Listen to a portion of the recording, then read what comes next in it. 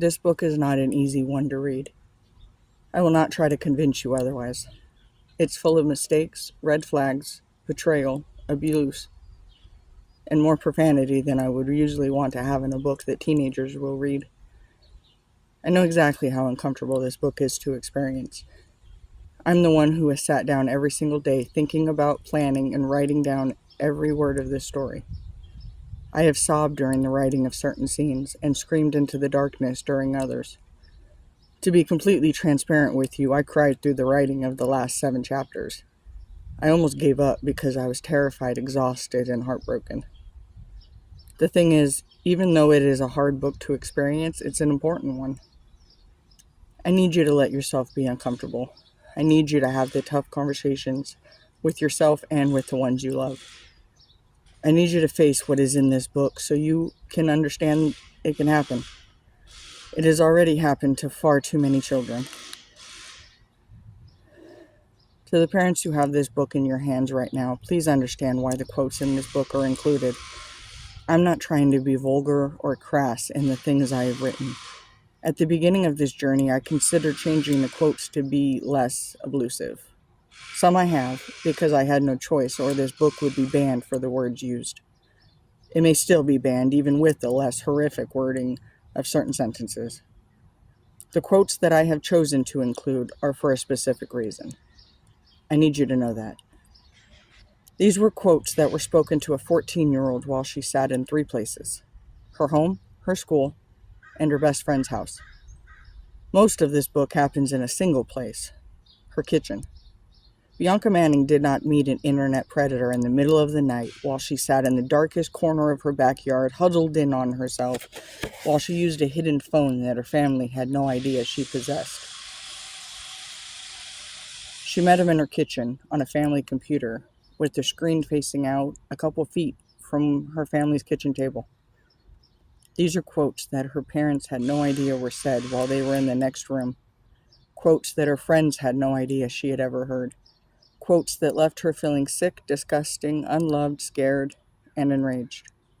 If you as an adult are horrified by what is said to the main character, can you imagine how a child felt at that moment? I completely understand the urge to protect our children from anything upsetting. However, as hard as we try to keep them safe, there are people right now saying things just like what you are about to read to actual children online.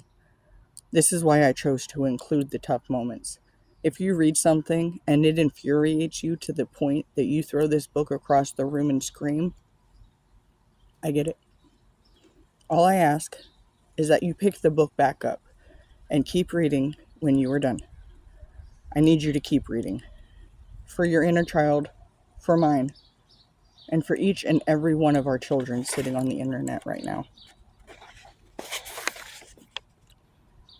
I wish I could tell you that this book is dramatized for entertainment or based on a true story but overall changed to blah blah blah. This is a real story that happened to a real teenager with a real life, real family, real friends, and real trauma. I have not written a single thing to entertain you. If anything, I have lessened the impact for the same reason as the quotes. What you will read is a scene that lasts a couple of pages. In reality, was something that lasted hours every single day. The names and screen names have been changed to protect the innocent characters involved.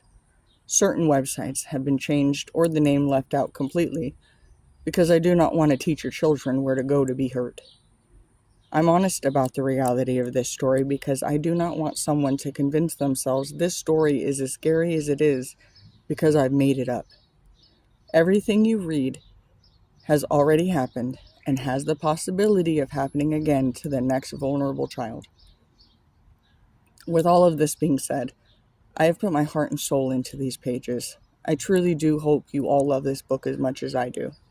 Even though there are some extremely tough moments in the upcoming chapters, there are also some incredible moments. This book feels dark, yet there is also light if you can just hold on.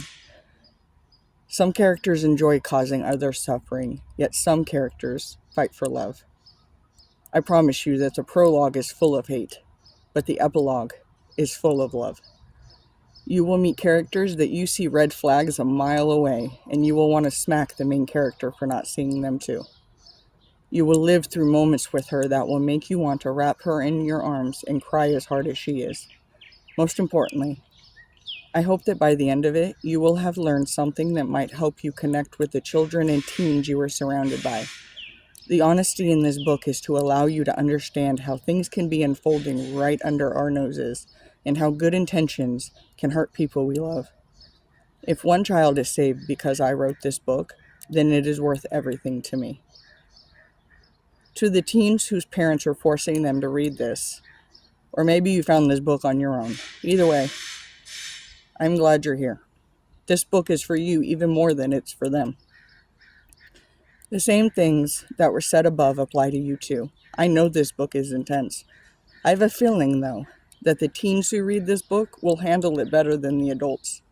It saddens me to say that. However, I have done a lot of research, and the internet has only gotten scarier for you younger generation. If it was up to me, every one of you who goes online would be able to play games with your friends, dance around your room to your favorite song, and post funny videos that you watch a million times with absolutely no fear of who will find it. I wish I could take away all of the danger for every single one of you. I know you may think I'm just a lame adult who's trying to ruin all of your fun by making your family watch you like a hawk. That is not my intention. I want you to be able to have fun. You should have fun. It's the internet. We can learn the most exciting things and meet the most wonderful people on it. I encourage your parents to trust you and give you certain levels of freedom. I just don't want you to be hurt by people who see you alone and take advantage of it.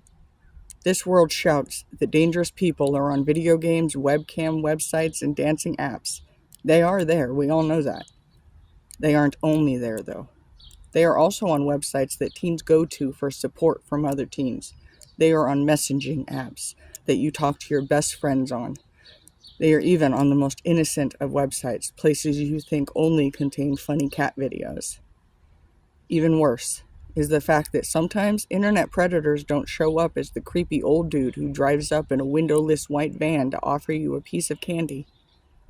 The internet is a great place, but every moment you are one click away from a nightmare, even if you do not see any danger. I'm not trying to be the adult who takes your fun away by tattling on you. I'm the teenage girl who grew up and decided to take her power back from the adults who stole it from her and then made her the bad guy. I wrote this book so that your grown-ups don't blame you for things that are not your fault. I wrote this book so they understand that it's really hard to be a teenager, something they used to be long ago in case they have forgotten. It's scary and overwhelming, and half the time, you don't know what you were supposed to be doing in the first place. Our job as adults is to protect you from the other adults so that you aren't forced to protect yourself while everyone you love asks why you were being difficult. If nobody else says this, I will. You are not too much, unlovable, dramatic, a crybaby, a teenager with a smart mouth and a nasty attitude, a prude, a tease, a slut, a whore, dirty, ruined, a burden, worthless, annoying, stupid, or a bad kid. You are a child who is facing the internet and all of the monsters that live on it. And you are no longer facing it alone.